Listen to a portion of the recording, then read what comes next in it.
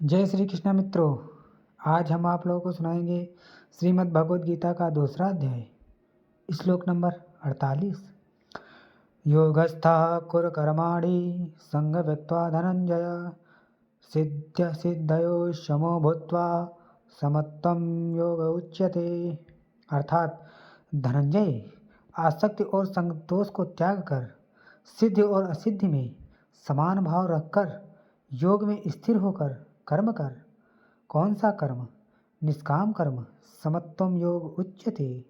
यह समत्व भाव ही योग कहलाता है। विषमता जिसमें ना हो ऐसा भाव समत्व कहलाता है।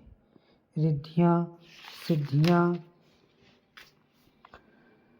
विषमता बनाती हैं, आसक्ति में विषम बनाती है, फल की इच्छा विषमता पैदा करती है।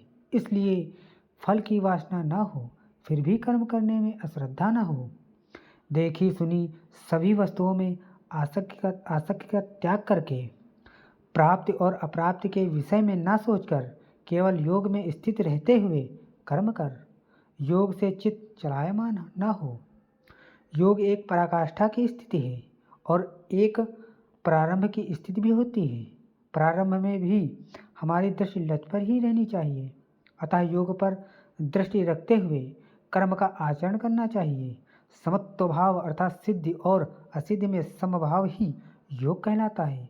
जिसको सिद्धि और असिद्धि विचलित नहीं कर पाती, विषमता जिसमें पैदा नहीं होती, ऐसा भाव होने के कारण यह समत्व योग कहलाता है। यह इष्ट से समत्व दिलाता है, इसलिए इसे समत्व का योग कहते हैं।